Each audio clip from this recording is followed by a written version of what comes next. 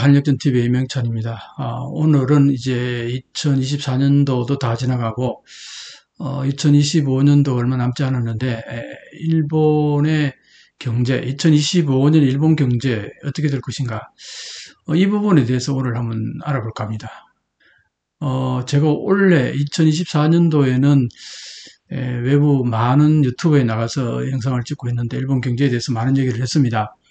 그런데 이제 최근에 여러 가지 많은 상황들이 바뀌었죠. 일본에서도 자민당 정치가 바뀌었고, 미국에서는 트럼프가 대통령이 되고, 한국에서는 지금 국내 정치 상황이 아주 급박하게 돌아가고 있죠. 이런 여러 가지 상황들을 좀 고려하면서 2025년 일본의 경제를 한번 전망해 볼까 합니다. 그러기 위해서는 2024년도에 제가 많은 이제 유튜브에서 나와서 말씀드렸던 그 내용들을 좀 총괄적으로 한번 살펴보는 기회가 됐으면 합니다. 그래서 올해의 여러 가지 펀디멘털이 어떤가, 그걸 이제 살펴보다 보면은 자연스럽게 2025년도가 어느 정도 예측이 가능하겠죠. 그렇게 한번 살펴보도록 하겠습니다. 일본의 GDP를 일단 한번 보면요. 일본의 2024년 경제 성장률은 마이너스, G7에서 유일하게 마이너스라는 거죠. 그 OECD가 이렇게 전망을 합니다. 그래프를 한번 보면은 2차원 완화 개시 전 10년, 2차원 완화 개시 후 10년, 2024년 올해까지 뭐니 해도 아베노믹스, 세계의 화살, 이게 그대로 어느 정도 지속돼 왔다고 볼 수 있겠죠. 그 중에서도 특히 2차원 금융 완화 정책이 약간의 변화가 있긴 했습니다만 여전히 지속되고 있다 해도 과언이 아닌데, 그런데 2차원 금융 완화 정책을 펼 때에 아베 총리가 목표로 했던 게 있습니다. 그게 뭐냐면은 결국은 이제 디플레이션을 탈출해서 경제 성장 쪽으로 나가겠다. 이게 이제 큰 목표였는데, 그렇게 해서 아베노믹스가 2013년 정도 출발을 해서 2차원 금융 완화 정책, 적극적인 재정 정책, 뭐 이런 것들, 그 다음에 일반 기업의 구조조정, 그래서 성장 전략적으로 구조조정하는 거, 이 세 가지 화살을 가지고 열심히 뛰어왔는데 과연 그 성적은 어떨까, 그걸 이제 한번 보는 거죠. 그래서 2차원 완화 개시 전 10년의 GDP 성장률을 보게 되면요, 2003년, 4년, 5년, 6년, 7년, 요 전반기 5년하고 8, 9, 10, 11, 12 후반기 5년하고 성장률을 보게 되면은 전반기에 1.6% 성장을 했죠. 근데 후반기 5년은 마이너스 0.4% 성장했어요. 요걸 평균하니까 0.63 성장했죠. 요게 아베노믹스 있기 전의 얘기입니다. 자, 그럼 14년부터 아베노믹스가 실시돼 가지고 디스플레이 탈출하겠다는 정말 일념 하나에 2차원 금융 완화 정책을 열심히 폈죠. 그게 10년 가까이 엄청나게 돈을 풀었는데 과연 경제 성장이 했을까요? 그걸 보게 되면요, 전반기 5년을 보면 13년, 14, 15, 16, 17년을 평균해 보면 1.3% 경제 성장을 했습니다. 후반기는 어떻습니까? 18, 19, 20, 21, 22, 5년 동안 보면은 성장이 제로입니다. 그래서 이 10년을 평균해 보면은 0.67. 그러니까 2차원 금융 완화 정책을 하기 전이나 한 이후나 경제 성장률에 있어서 큰 차이가 없다는 겁니다. 그래서 이게 어떤 문제를 발생시키냐면은 그렇게 많이 풀었는데도 경제는 성장하지 않고 돈만 많이 풀어놓은 거죠. 그래서 결국은 최근에 엔저가 이렇게 많이 150엔, 160엔 이렇게까지 이제 엔저가 지속돼 왔던 이유가 2차원 금융 완화 정책으로 인해서 돈을 너무나 많이 풀었다는 거죠. 엔화를. 그래서 제가 유튜브에서도 많이 얘기했습니다만 달러에 비해서 엄청나게 많이 풀었다. 그게 엔저의 하나의 기조라고 보는 건데, 자, 그러면요, 다른 나라들하고 한번 비교를 해볼까요? 1991년을 100으로 놓았을 경우에 이 명목 GDP의 추이를 쭉 한번 살펴보면은 제일 위가 어디입니까? 제일 위가 미국이죠. 그 다음 요 하늘색이, 옅은 하늘색이 영국입니다. 그 다음 세 번째가 캐나다이고요. 그 다음에 프랑스가 주황색이고, 독일이 이 선입니다. 이탈리아가 노란색 선이고요. 여기서 보면은 어떻습니까? 일본은 어떻습니까? 다른 나라들하고 너무나 비교가 되죠. 이게 G7 국가들입니다. 그래서 일본의 GDP는 2020년에도 일본에게도 추월된다. 이렇게 해서 최근에 일본이 독일한테 GDP가 이제 추월당해서 어, 얼마 전까지만 해도 세계 제2의 경제 대국이라고 그랬죠. 그러다가 2010년에 중국한테 추월당하고, 2010년이죠. 정확히 중국하고 일본하고, 이 점선이 일본입니다. 이렇게 2010년도에 중국이 앞질러 가죠. 그리고 쭉 이렇게 오다가 어떻습니까? 최근에 이제 독일한테, 요 짙은 선이 독일입니다. 이 독일한테 이제 따라잡히게 되는 거죠.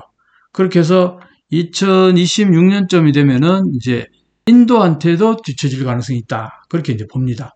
그래서 GDP가 4위인데 인도한테까지 추월되면은 미국, 중국, 독일, 인도, 그 다음에 다섯 번째가 일본이 되는 거죠.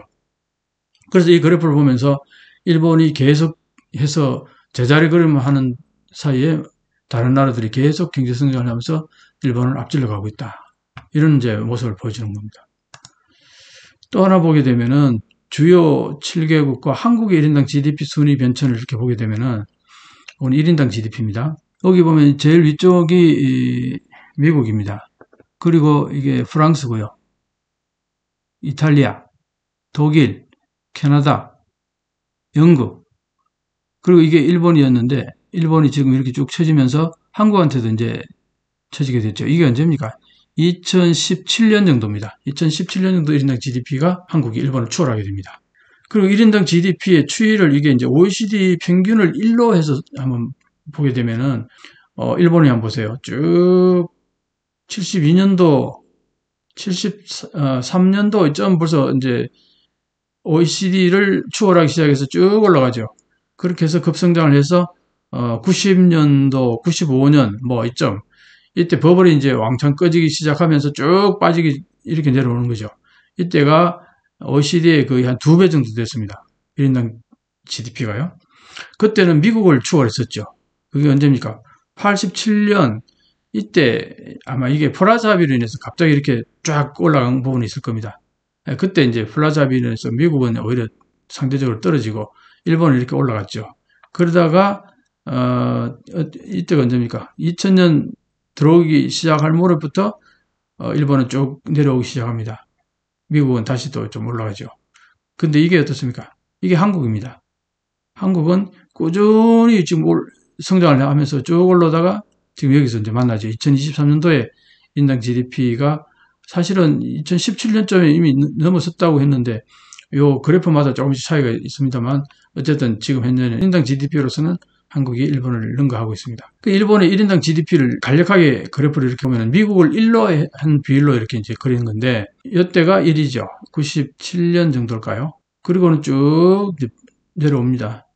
가장 좋았을 때 95년도 버블 때가 어느 정도였을까? 미국보다도 1.55배 정도, 1.6배 채 안 되고 1.55배 정도였는데 지금 어떻습니까? 0.4로 떨어졌습니다. 4, 4, 16, 그러니까 딱 4분의 1로 떨어진 겁니다. 한창 버블 때, 그때 1인당 GDP에 일본은 4분의 1로 떨어졌다는 거죠. 미국이 4분의 1. G7 국가들의 1인당 GDP를 한번 보면요. 2000년에서 2023년까지의 변화를 말하는 겁니다. 요게 2000년의 GDP고요. 달러로 환산한 겁니다. 2023년의 GDP.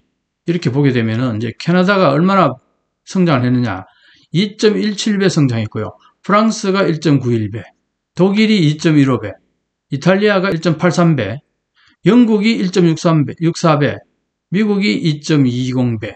자, 그런데 어떻습니까? 일본은 오히려 마이너스로 떨어졌죠. 0.90배니까 10% 정도 줄어들었다는 겁니다. 한 2, 3년, 3, 4년 정도 사이에 오히려 10% 정도 하락했다는 겁니다. 다른 나라들이 다 일단 2배 가까이 되죠. 2배. 뭐 거의 2배입니다. 평균에서. 자, 그런데 일본, 미국, 대만, 한국 이 4개 국가를 한번 비교해 보면요. 여기에서는 자국 통화를 기초로 해서 1인당 GDP를 이제 환산을 했는데 일본의 2000년하고 2023년도 1.1배로 이제 성장한 걸로 이렇게 나오고 미국이 2.20배, 한국이 어떻습니까? 3.14배 성장했어요. 대만이 2.19배. 그러니까 한국은 3배 이상 성장하는 동안 일본은 거의 제자리에 있었다는 얘기입니다. 자, 그러다 보니까 일본이 지금 최근에 어떤 현상이 벌어지느냐 하니까요. 이 엔겔 개수가 G7에서 1위랍니다. 엔겔 개수는 뭘 말합니까? 내가 총 쓸 수 있는 돈 중에서 식비가 차지하는 비율이 높아졌다 이 얘기죠. 일본이 지금 얼마입니까? 2007년도에 22%, 23% 정도였다가 지금 얼마입니까? 거의 27% 가까이 올랐죠. 그런데 보통 보면 대부분 미국은 16%, 독일 18%, 거의 평행선을 그리지 않습니까? 크게 변화가 없는데 일본은 조금씩 계속 올라가고 있습니다. 엔겔리수가 높아진다는 것은 그만큼 가난해진다는 얘기죠. 이게 현재 일본의 GDP를 가지고서 한번 살펴봤을 때 이 방향성도 어느 정도 보이지 않겠어요? 지금까지 살펴본 것처럼 일본의 GDP가 이렇게 성장을 안 하는 이유 중에 최근에는 특히나 이 엔저의 문제가 또 심각합니다. 엔저의 그 영향을 한번 또 살펴보도록 하죠.